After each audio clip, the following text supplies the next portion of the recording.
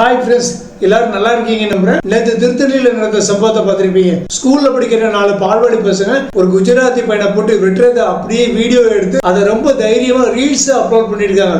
இது நேத்துக்கு மட்டும் இல்ல, இந்த மாதிரி ஏற்கனவே பல வீடியோக்கள் அப்லோட் பண்ணிருக்காங்களாம். அதுவும் சம்பவம் நடந்தது எங்க திருத்தணியில முருகனுடைய அறுபடை வீடுகள்ல ஒன்று. நம்ம இந்த வீடியோல பேச போறது இந்த சம்பவம் என்னைக்கு நடந்தது, எத்தனை மணிக்கு நடந்தது, இவனுக்கு இப்படி அருவாள் எடுக்கிறதுக்கு காரணம் யாரு, இனிமையாவது நம்ம கண்டிப்பா சாட்டையை எடுக்கணுமா வேண்டாமா, அப்படி சாட்டையை எடுக்க வேண்டியவங்க யாரு, சாட்டையை எடுக்கும் அதிகாரம் மறுக்கப்பட்டவர்கள் யார், இனிமையாவது தமிழ்நாட்டில் தடை செய்யப்பட வேண்டியவர்கள் யார், தடை செய்யப்பட வேண்டியவை எவை, அப்படிதான் இந்த வீடியோல நம்ம டீட்டெயிலா பார்க்க போறோம். வாங்க நேரடி நிகழ்ச்சிக்கு போகலாம். அதுக்கு முன்னால எல்லாருக்கும் happy and prosperous new year.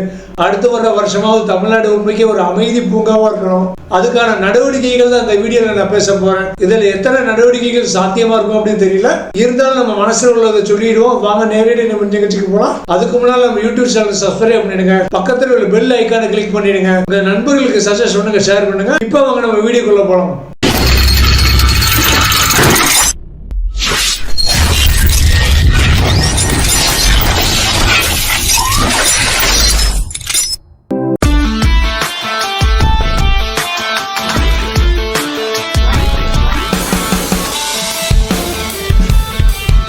முதல்ல இந்த சம்பவத்துல குற்றவாளிகள் யார் அப்படின்னு பாத்தீங்கன்னா இந்த பசங்களை சொல்லக்கூடாது. அதாவது சாட்டையும் பெல்ட்டும் எடுக்காதவர்கள் யார், இவங்களை நம்ம 2 வகையா பிரிச்சா, சாட்டை எடுக்கக்கூடிய அதிகாரம் உரிமை எல்லாமே இருந்தும் சாட்டை எடுக்காதவர்கள், 2வது இந்த சாட்டை பெல்ட் எடுக்கக்கூடிய அதிகாரம் உரிமை பவர் எல்லாமே இருந்தும் எடுக்க அனுமதிக்கப்படாமல் நசுக்கப்பட்டவர்கள். இப்படி 2 வகையா நம்ம பிரிக்கலாம். முதல் வகை நம்ம பார்ப்போம்.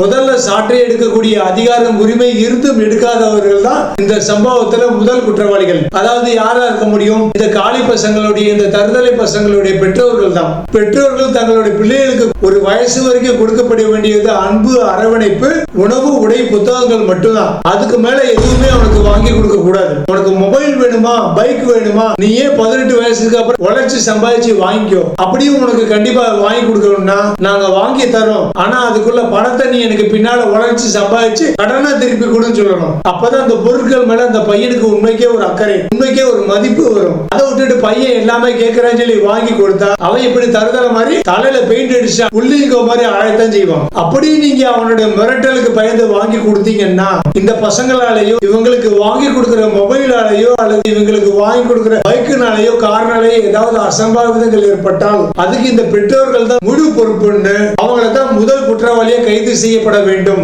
அப்பதான் ஒரு 25% குற்றங்களாவது குறையும். இல்லைன்னா இப்படிப்பட்ட தப்புகள் அதிகரிச்சுக்கிட்டே தான் இருக்கும். இல்லைன்னா சில பேரண்ட்ஸ் என்ன பண்ணுவாங்க, எங்களுக்கு பதவி அதிகாரம் இருக்குடா, நீ என்ன வேணாலும் அட்ராசிட்டி பண்ற, நாங்க பாத்துக்கிறோம்டா, அந்த மினிஸ்டர் நமக்கு ரொம்ப தெரிஞ்சவர் தான்டா, அந்த எம்எல்ஏ நமக்கு ரொம்ப வேண்டப்பட்டவர்டா, அந்த போலீஸ் ஆபீசர் நம்ம சொந்தக்காரர் தான்டா, அதனால நீ என்ன வேணாலும் பண்ணு, உங்களை நான் பாதுகாத்துக்கிறோம்டான்னு சொல்றேன். இந்த மாதிரி பெற்றோர்களை தான் முதல்ல இந்த பசங்க ஏதாவது தப்பு குற்றங்கள் பண்ணா இந்த பெற்றோர்களை கைது பண்ணி உள்ள வைக்கணும். என்ன குற்றம் செய்பவர்களை விட அந்த குற்றம் பண்ண தூண்டுபவர்கள், அவனை உற்சாகப்படுத்துபவர்கள் தான் முதல் குற்றவாளின்னு இந்த பேரண்ட்ஸ் முதல்ல தூக்கி உள்ள வைக்கிறதுல எந்த ஒரு தப்புமே கிடையாது. அப்பதான் 25% குற்றங்கள் குறையும். நான் சின்ன வயசா இருக்கும் போது ரொம்ப கெட்ட வார்த்தை பேசுவேன். இது தெரிஞ்ச அடுத்த நாளே என்னுடைய அம்மா பண்ண முதல் காரியம் என்னுடைய நாக்களை சூடு வச்சது, எனக்கு மிளகா கிள்ளி அரைச்சி என் வாயில திணிச்சதுதான். அதுக்கப்புறம் என்னுடைய வாயிலிருந்து கெட்ட வார்த்தைகள் எதுவுமே வரவே இல்லை. இந்த யூடியூப்ல என்னுடைய கமெண்ட்டுக்கு ஏதாவது கெட்ட வார்த்தை பேசினாதான் நான் திருப்பி பதிலீடு கொடுப்பேன்.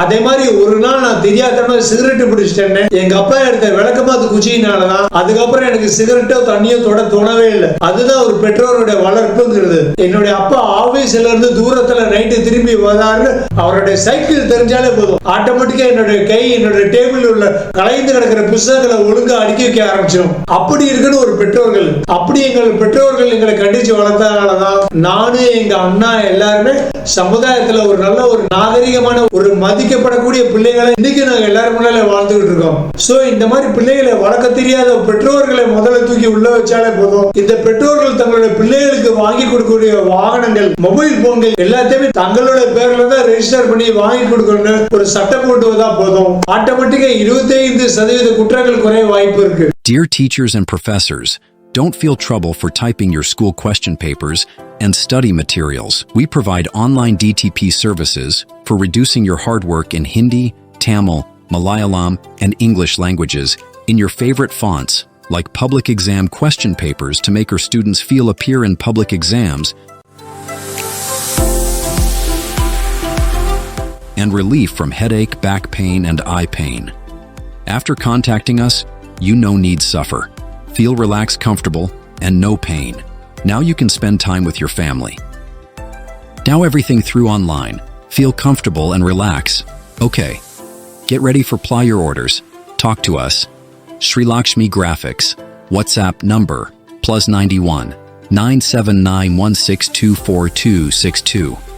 Email srilakshmi@gmail.com. Thank you for watching this advertisement.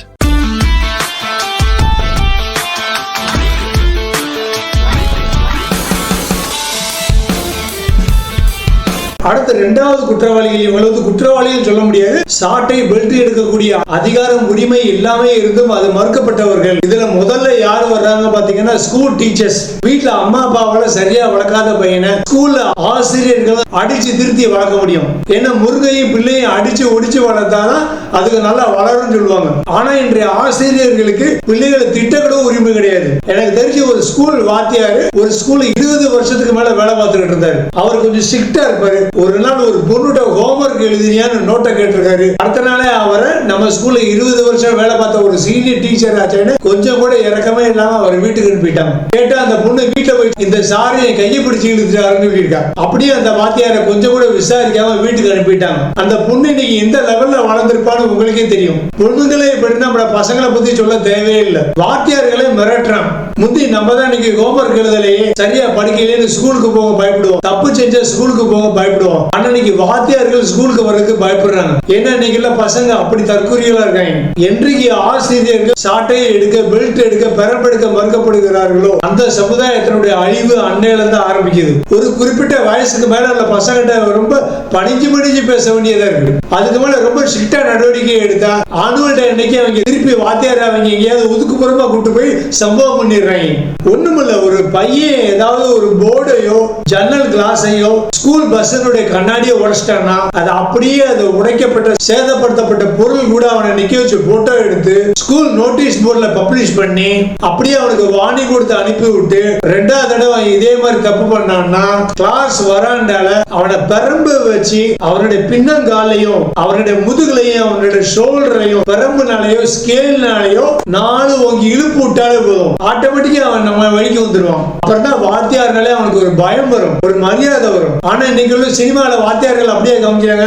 முந்தைய காலத்து பாத்தீங்கன்னா எம்ஜிஆர், சிவாஜி, ரஜினினா காலேஜ் ப்ரொஃபசர்ஸ் ஸ்கூல் வாத்தியாரா காமிச்சுக்கிட்டு இருந்தாங்க. ஆனா இன்னைக்கு எந்த நடிகர் ஸ்கூல் வாத்தியாரா நடிக்கிறாரு, காலேஜ் வாத்தியாரா நடிக்கிறாரு? அப்படியே வாத்தியாரா நடிச்சாலும் மாஸ்டர் மாதிரி படங்கள்ல அந்த வாத்தியார் குடிச்சிட்டு காலேஜுக்கு வர்ற மாதிரி தான் காமிக்கிறாங்க. அப்புறம் எப்படி பசங்களுக்கு வாத்தியார் மேல மதிப்பும் மரியாதையும் பயமும் வரும்? சோ முதல்ல இந்த ஆசிரியர்களுக்கு, காலேஜ் ப்ரொஃபசர்களுக்கு பெல்ட் எடுக்கக்கூடிய, சாட்டை எடுக்கக்கூடிய அதிகாரத்தை கொடுங்க. ஆட்டோமேட்டிக்கா அந்த பசங்க வெளிக்கு வந்துடுவாங்க. நாளைக்கு நல்ல ஒரு குடிமகனா வளருவான் அந்த பையன். ஆசிரியர்களை பார்த்து வணங்கவும் செய்வான், அவருக்கு பயப்படவும் செய்வான், அவருக்கு மரியாதை கொடுக்கவும் செய்வான். யாரை எந்த இடத்துல வைக்கணுமோ அவங்கள அந்த இடத்துல வச்சு அவங்களுக்கு தேவையான மதிப்பையும் மரியாதையும் கொடுங்க. இந்த சொசைட்டியில் உள்ள வருங்கால சமுதாயத்து பிள்ளைகள் நல்லா வளருவாங்க.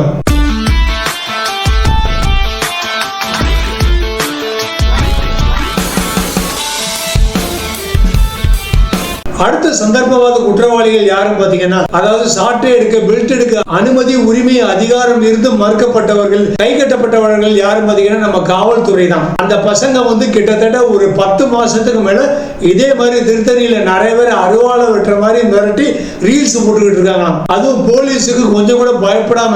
அப்ப எந்த அளவுக்கு அந்த பையங்க தெனாவட்டா இருந்திருக்காங்க பாத்துக்கோங்க. இத போலீஸ் எப்படி கண்டுக்காம விட்டாங்கன்னு தெரியல. இந்த மாதிரி போலீஸ் இவங்கள சோசியல் மீடியா இவங்கன்னு ஒன்னு கிரியேட் பண்ணணும். ஏன்னா வெளியில சொல்ற எல்லா போலீஸ்னால எப்போ சோசியல் மீடியால ஆக்டிவா இருக்க முடியாது. அதனால இந்த சோசியல் மீடியா இவங்கள இந்த மாதிரி ரீல்ஸ், ஸ்டோரிகள், வீடியோக்கள் பயங்கர வைரல் ஆகிட்டு இருக்கிற ஒரு போலீஸ் டீம் அடிக்கடி கண்காணிச்சுக்கிட்டு இந்த மாதிரி வீடியோ ஏற்றுற பசங்களை உடனடியா அந்த ஜூரிடிகேஷன் லிமிட்ல வர அந்த போலீஸ் ஸ்டேஷன் உள்ள காவலர்கள் அந்த மாதிரி பசங்களை உடனடியா அடையாளம் கண்டுபிடிச்சு ரோட்ல வச்சு பெரம்ப வச்சு 4 அடி விழுத்து வெளுக்கணும். இவங்களை போலீஸ் ஸ்டேஷனுக்கு கூட்டிட்டு போய் விழுத்தா அடுத்த நாளே காலாடு தூக்கிட்டு அப்படியே மறுபடியும் தெருவில் தெனாவட்டா நடந்துகிட்டு இருப்பாங்க. பொதுமக்கள் பொதுமக்கள் முன்னால பப்ளிக் பிளேஸ்ல இந்த பசங்களை போட்டு அடி வெளுத்தாதான் நாளைக்கு ரோட்ல இறங்கி இந்த மாதிரி தப்பு பண்றதுக்கே பயப்படுவாங்க. அது ஏன் போலீஸ் ஸ்டேஷன் இந்த தருதல பசங்களை கூட்டிட்டு போய் அடிச்சு வெளுக்கணும்னு சொல்லாம ஒரு பப்ளிக் ரோட்ல ஒரு 10 பேருக்கு முன்னால அடிச்சு வெளுக்கணும்னு சொல்றாங்கன்னா இதே ஸ்டைல தான் அரபு நாடுகள்ல ஃபாலோ பண்றாங்க. யாராவது ஒரு பெரிய குற்றம் பண்ணிட்டாங்கன்னா அவங்க ஒரு பப்ளிக் பிளேஸ்ல 10 பேருக்கு முன்னாலதான் அவங்க மரண தண்டனை நிறைவேற்றுவாங்களாம். அது எதுக்காக? அதை பாக்குற மத்தவங்களுக்கு இந்த மாதிரி ஒரு தப்பா நம்ம பண்ணக்கூடாதுங்கிற ஒரு பயம் வரணும் அப்படிங்கிறதுக்காக அந்த மாதிரி இந்த பசங்களை ஒரு 10 பேருக்கு முன்னாடி இப்படி பரம்ப வச்சு அடி வெளுத்த ஆட்டோமேட்டிக்கா அந்த மாதிரி பசங்க அடங்கி திருந்திடுவாங்க. அப்படி அடிக்கிறதுக்கு முன்னாடி இந்த போலீஸ்காரங்களுக்கு ஒரு மிரட்டல் தொழில இருந்து ஒரு போன் வரும். அது எல்லாமே இவங்களுக்கு தெரியும். அந்த நேரம் இவங்க என்ன பண்ணணும், போனை சுவிட்ச் ஆஃப் பண்ணி வச்சுட்டு தங்களோட விருந்தை தொடர்ந்து கொடுத்துக்கிட்டே இருக்கணும். அப்புறம் மேலிடத்துல யாராவது கேட்டாங்கன்னா, சாரி சார் ஒரு முக்கியமான வேலையில இருந்தேன், அதனால மொபைல் போனி வாக்கி டாக்கி இன் ஆக்டிவ் மோட்ல போட்டு வச்சு நம்ம பிஸி ஆகிட்டேன்னு சொல்லி தப்பிச்சுக்கலாம். இப்ப கொடுக்குற அந்த மாமியார் வீட்டு விருந்திலே இவங்க திருந்ததுக்கு 40% மேல வாய்ப்பு இருக்கு. இந்த மாதிரி தப்பு பண்றதுக்கே இவங்க பயப்படுவாங்க, இந்த மாதிரி செய்யறதுக்கே அவங்க யோசிப்பாங்க. அடுத்து இந்த மாதிரி ஒரு அட்ராசிட்டி கேஸ், ஒரு public nuisance case, eve teasing கேஸ்ல ஏதாவது ஒரு சின்ன பையன் 18 வயசுக்கு கீழே உள்ள ஒரு மைனர் பையன் மாட்டிட்டான்னா அவன் மேல தயவுதாட்சியம் இல்லாம இந்த போலீஸ்காரங்க எஃப்ஐஆர் போடணும். இவனோட லைஃப் ஸ்பாயில் ஆயிருமே கொஞ்சம் தயவுதாட்சியம் காமிச்சாலே போதும், அவங்க மறுபடியும் வாழ எடுக்க ஆரம்பிச்சிருவாங்க. அதுக்கு உதாரணமான ஒரு சம்பவம் தான் ரீசெண்டா பெங்களூர்ல நடந்த ஒரு பொண்ணுடைய மரணம். பெங்களூர்ல இறந்து போன அந்த பொண்ணு சாதாரண ஒரு மிடில் கிளாஸ் ஃபேமிலி. அந்த பொண்ணுடைய வீட்டுக்கு எதிர்த்தாப்புல உள்ள வீட்டுல பையன் அடிக்கடி ஈவ்டீசிங் பண்ணிக்கிட்டே இருந்திருக்கான். இந்த பொண்ணு நல்லா படிச்சு நல்ல வேலைக்கு போகணும்னு ஆசைப்படுற பொண்ணு. ஆனா அந்த பையன் தெருவில் வெட்டியா சுத்துற பையன். இந்த பொண்ணு மேல ஆசைப்பட்டு சுத்திக்கிட்டே இருந்திருக்கான். அவளை ஈவ்டீசிங் பண்ணிக்கிட்டே இருந்திருக்கான். அந்த பொண்ணு ஃபேமிலியோட போய் போலீஸ்ல கம்ப்ளைண்ட் பண்ணிருக்கா. போலீஸ் ஸ்டேஷன்ல கூப்பிட்டு விசாரிச்சு அவனை வார்னிங் பண்ணி அவன் மேல எஃப்ஐஆர் பதிவு பண்ணாம விட்டுருக்காங்க. அதுதான் அந்த போலீஸ்காரங்க பண்ண முதல் தப்பு. அடுத்த நாளே அந்த பையன் என்ன பண்ணிட்டான்னா, ஒரு ரயில்வே டிராக்ல அந்த பொண்ணு தனியா நடந்து போகும்போது இந்த பையன் அந்த பொண்ணு கத்தியை வச்சு சதக்கு வெட்டி குத்தி கும்பிட்டுருக்கான். முதல்ல அந்த பொண்ணுடைய கண்ணுல மிளகாப்பொடியை தூவி அவ சுதாரிக்கிறதுக்குள்ள அவ உடம்பு ஃபுல்லா கத்தியால சதக்குன்னு குத்தி கொடூரமா அவளை கும்பிட்டுருக்கான். சோ இன்றைய இளம் சிறார்கள் ஏதாவது இந்த மாதிரி போதைக்கு அடிமையாகி ஏதாவது கிரைம்ல ஈடுபட்டாங்கன்னா கொஞ்சம் கூட தயவுதாட்சியம் இல்லாம அவங்க மேல எஃப்ஐஆர் ஃபைல் பண்றதுல தப்பே கிடையாது. இப்படி சின்ன பசங்க மேல இந்த போலீஸ்காரங்க தயவுதாட்சியம் பார்த்து அவங்க மேல எஃப்ஐஆர் ஃபைல் பண்ணாம வார்னிங் பண்ணி மட்டும் அனுப்புறதுனாலதான் இந்த மாதிரி சம்பவங்கள் இன்னும் அதிகரிச்சுக்கிட்டே இருக்கு. ஏன்னா இப்பெல்லாம் இந்த வார்னிங் மன்னிப்புக்கெல்லாம் ஒரு மரியாதையே இல்லாம போச்சு. அது இந்த காலத்து பசங்க ஒரு அட்வான்டேஜ் எடுத்துக்கிறாங்க. அதுவும் இந்த மாதிரி சம்பவங்களுக்கு ஒரு முக்கியமான காரணம். அது மட்டும் இல்லாம நான் ஏற்கனவே பண்ண மாதிரி இந்த மாதிரி பசங்க கிரைம் நடவடிக்கைகளில் ஈடுபட்டா அவங்களுக்கு பப்ளிக் பிளேஸ்ல விழுக்கிறது மட்டும் இல்லாம அவங்களுக்கு போலீஸ் மேல நிரந்தரமா ஒரு பயம் வர மாதிரி பண்ணணும். அதாவது அடிக்கடி அந்த பையனை வந்து போலீஸ் ஸ்டேஷன் கூப்பிட்டுக்கிட்டே இருக்கணும். டெய்லி நீ காலேஜுக்கு போகும்போது போலீஸ் ஸ்டேஷன்ல வந்து கையெழுத்து போட்டு போ, உன்னோட மொபைல் நம்பர் கொடு, அதை நாங்க அடிக்கடி ட்ரேஸ் பண்ணிக்கிட்டே இருப்போம் அப்படின்னு இந்த பையனுக்கு வந்து நம்ம போலீஸ்காரங்க எப்பவுமே நம்மளை வந்து 24 மணி நேரமும் கண்காணிச்சுக்கிட்டே இருக்காங்கன்னு அந்த போலீஸ்காரங்க மேல ஒரு பயத்தை அந்த பையன் மனசுல உண்டாக்கிட்டே இருக்கணும். அந்த ஊர்ல அந்த சுற்றுவட்டார பகுதிகளில் ஏதாவது ஒரு குற்றம் நடந்துச்சுன்னா உடனே இந்த பையனை கூப்பிட்டு விசாரிக்கணும். சும்மா ஒரு வாரத்துக்கு ஒரு 2 தடவை அந்த பையனுடைய வீட்டுக்கு போய் அந்த பையன் அப்படியே விசாரணைக்காக போலீஸ் ஸ்டேஷனுக்கு கூட்டிட்டு போற மாதிரி அவனை கூட்டிட்டு போய்கிட்டே இருந்தா அந்த பையன் ஆட்டோமேட்டிக்கா மன ரீதியா அந்த பையனுக்கு போலீஸ் மேல ஒரு பயம் வந்துடும், ஒரு மரியாதை வந்துடும். ஒரு குற்றம் பண்ணிட்டானா அடுத்த தடவை அதை பத்தி அவன் நினைச்சு கூட பார்க்க முடியாது. அவன் கொஞ்சம் தலையை தூக்கினா கூட அந்த தலையை தட்டி அப்படியே அவனை படுக்க வச்சிடணும். அவனை எந்திக்க விடக்கூடாது, அவனை சுதாரிக்க விடக்கூடாது. அவன் எங்கேயாவது ஒரு வெளியூருக்கு போனா கூட உடனே அவனை கூப்பிட்டு விசாரிக்கணும். நீ ஏன் அந்த ஊருக்கு போனா, நீ யாரை பார்த்தன்னு அடிக்கடி விசாரிச்சுக்கிட்டே இருக்கணும். இப்படி எப்பவுமே போலீஸ்காரங்க 24 மணி நேரம் நம்மளை கண்காணிச்சுக்கிட்டே இருக்காங்கன்னு அந்த பையனுக்கு தெரிய வரும்போது அவன் ஆட்டோமேட்டிக்கா மன ரீதியா அவனுக்கு ஒரு பயம் வந்துடும். இந்த மாதிரி ஒரு குற்றங்கள் அடுத்து ஒரு 25% குறைய கண்டிப்பா வாய்ப்பு இருக்கு. அதுக்கு போலீஸ்காரங்க, உயர் அதிகாரிகள், போலீஸ் டிபார்ட்மெண்ட் கண்டிப்பா மனசு வச்சாங்கன்னா இந்த மாதிரி குற்றங்களை அவங்களால ஆரம்பத்துல கிள்ளி எறிய முடியும்.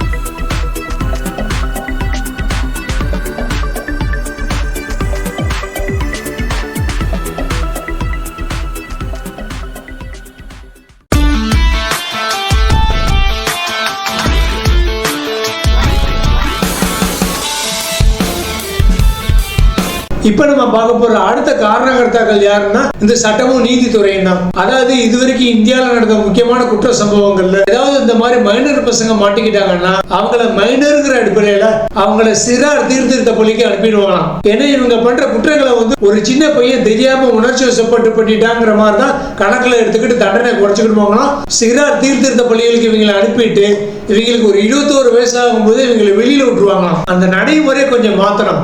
ஏன்னா சின்ன பையன் பண்ணாலும் கொலை தான், பெரியார் பண்ணாலும் கொலை தான். அதனுடைய இம்பாக்ட் வந்து அந்த வேதனையை அந்த இறந்தவங்களை வந்து இழந்த குடும்பத்துக்கு தான் தெரியும். அதனால இப்படிப்பட்ட குற்றங்களை வந்து சின்ன பசங்க பண்ணியிருந்தாலும் கொஞ்சம் கூட கருணை காமிக்காம அவங்களை சிறார் திருத்த பள்ளியில் அனுப்புனா அவங்க என்ன பண்ணுவாங்க, அங்கேயும் மாதிரி இதே மாதிரி கிரிமினல் மைண்ட் உள்ள பசங்க கூட சேர்ந்து இன்னும் மோசமாக தான் செய்வாங்க. சோ இந்த மாதிரி பசங்களை வந்து மேஜர் கைதிகள் அடைக்கிற ஜெயிலேயே ஒரு ஆயுள் தண்டனை கொடுத்து உட்கார வச்சிருக்கணும். இல்ல ரொம்ப சகிக்க முடியாத குற்றங்கள்ல ஈடுபட்டாங்கன்னா தயவுத அர்ச்சனை பார்க்காம இவங்க ஒரு 21 வயசுக்கு மேல வந்தோடனே இவங்களை தாராளமா தூக்குல போடலாம். அதெல்லாம் தப்பே கிடையாது. அது மட்டும் இல்லாம இந்த பசங்களை வளர்த்த பெற்றோர்களை தண்டிக்கிறது தப்பே கிடையாது. இன்னொன்னு சட்டத்துல ஒரு நடைமுறை இருக்கு. அதாவது என்னன்னா ஒருத்தர் வந்து கொலை பண்ணிட்டு அல்ல கொலை முயற்சி பண்ணிட்டு ஜெயிலுக்கு போய், அதாவது ஆயுள் தண்டனை 12 இருந்து 14 வருஷம் சொல்லுவாங்க. அப்படி அவர் ஜெயிலுக்கு போய் அவர் ஜெயில நல்லபடியா நடந்துக்கிட்டாங்கன்னா அவருடைய நன்னடத்தை கணக்குல எடுத்துக்கிட்டு அவரை கிட்டத்தட்ட 8-9 வருஷத்துல விடுதலை பண்ணிடுவாங்களாம். இது என்ன நடைமுறைன்னு எனக்கு தெரியல. ஒருத்தன் வேணும்னே கொலை பண்ணிட்டு ஜெயிலுக்கு போய் திருத்தனாப்புல ஒன்னும் நல்லது நடக்க போறது கிடையாது. அவன் அப்படியே 14 வருஷம் ஜெயில போட்டாதான் அவனுக்கு வாழ்க்கைன்னா என்னன்னு புரியும் அவனுக்குலாம். சோ இந்த மாதிரி கொலை குற்றங்கள் கொடூரமான குற்றங்கள் ஈடுபடுறவங்க நன்னடத்தை காரணமா சீக்கிரம் விடணுங்கிற அவசியமே இல்லைன்னு ஒரு சட்டத்தை கொண்டு வரணும். ஆனா இந்த கேஸ்ல முக்கியமான ஒரு கண்டிக்கத்தக்க வேண்டிய விஷயம் என்னன்னா இந்த பசங்களை வந்து ஜெயில பிடிச்சு போய் கோர்ட்ல ஒப்படைச்ச உடனே இந்த பசங்களுக்கு வந்து 10th எக்ஸாம் சொல்லி ஜட்ஜி வந்து ஜாமீன் கொடுத்துட்டாராம். இந்த பையன் 10th பரீட்சை எழுதி 12th பரீட்சை எழுதி பின்னால் IPS ஆக போறானா IAS ஆக போறானா தெரியல. இந்த பையனை வளர விட்டாங்கன்னா பின்னால உள்ள சொசைட்டிக்கு தான் பயங்கர கேடு வரும். அதனால இந்த பசங்களை வந்து ஜெயில வைக்கிறது தப்பே கிடையாது. அதுவும் குறிப்பா கொலை குற்றங்களில் ஈடுபடுற கைதிகள் அடைக்கிற சிறைகள் அடைக்கிறது தப்பே கிடையாது. இந்த மாதிரி பசங்களுடைய அம்மா அப்பா தான், இந்த மாதிரி பசங்களுடைய வக்கீல்கள் தான் சட்டங்கள் உள்ள ஓட்டைகளை பயன்படுத்தி இந்த மாதிரி பசங்களை ஈஸியா வெளியே கொண்டு வந்துடுறாங்க. அப்புறம் மறுபடியும் அருவாளோட ரீல்ஸ் போறேன்னு தெருவில் இறங்கிறாங்க. சட்டங்கள் கடுமையாக்கப்படும் போதுதான் மக்களுக்கு காவல்துறை மேலேயும் சட்டம் மேலேயும் நீதித்துறை மேலேயும் கண்டிப்பாக ஒரு பயம் வரும். அதனால சட்டங்கள் இனிமே நிறைய திருத்தப்பட வேண்டும். குற்றம் செய்யறதுக்கு மக்கள் ரொம்ப பயப்படணும். இதுவரைக்கும் நம்ம இந்த சம்பவத்துல சம்பந்தப்பட்ட மனப்பூர்வ குற்றவாளிகள் சந்தர்ப்ப குற்றவாளிகளை பார்த்தாச்சு. அடுத்து இந்த மாதிரி குற்றங்கள் இனிமேல் நடைபெறாம இருக்கணும்னா தமிழ்நாடு ஒரு அமைதி பூங்காவா இருக்கணும்னா இனிமே தமிழ்நாட்டில் இந்தியாவில் தடை செய்யப்பட வேண்டியவை எவை, அதைத்தான் கொஞ்சம் நம்ம டீட்டெயிலா பார்க்க போறோம். வாங்க.